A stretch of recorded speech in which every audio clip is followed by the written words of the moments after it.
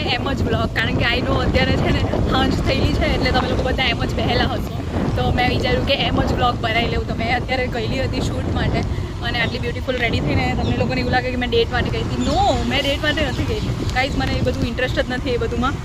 મારે ખાલી કામ કરવું છે ને ગાંડો રૂપિયો બનાવવો છે જીવનની અંદર બસ, અને ટ્રાવેલિંગ કરવું છે બહુ બધું. તો ગાઈઝ મેં બધી સાઈડથી છે ને મારી લાઈફને એકદમ નાઇસ બ્યુટીફુલ બનાવવાની બહુ જ ટ્રાય કરતી છું મેં અત્યારે.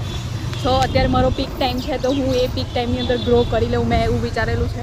આખો દિવસ ગાઈઝ મેં રેડી થાઉં, શૂટ કરું, યુટ્યુબ જોઉં, સૂઈ રહેવું, અમુક વાર આખો દિવસ સૂઈ બી રહેતી હોઉં મેં.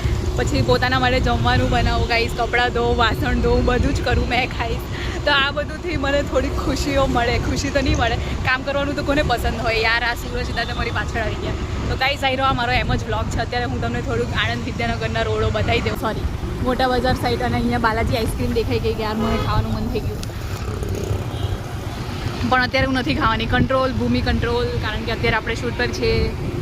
તો ગાઈઝ હું જાઉં છું અત્યારે અનધર લોકેશન પર, અનધર લોકેશનની ઉપર, કારણ કે હવે એક જગ્યાએથી બીજી જગ્યાએ અને બીજી જગ્યાએથી ત્રીજી જગ્યાએ એવી રીતે ફરફર કરવાનું હોય છે. સો ગાઈઝ મેં છે ને બધી સાઈડથી મારી લાઈફ કઈ રીતે બ્યુટીફુલ બની શકે, હજુ વધારે બ્યુટીફુલ કઈ રીતે, ઓલરેડી બ્યુટીફુલ જ છે બટ હજુ વધારે બેટર કઈ રીતે બ્યુટીફુલ બની શકે એ બધું મેં વિચારવાનું અત્યારે મારા માઇન્ડમાં એ જ બધું ચાલતું હોય.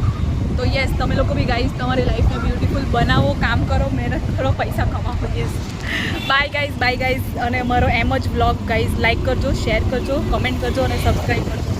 અને અત્યારે મને એક કાર દેખાઈ ગઈ, બહુ નાઇસ છે, બહુ જ નાઇસ. બાય ગાઈઝ, જય શ્રી કૃષ્ણ, જય માતાજી.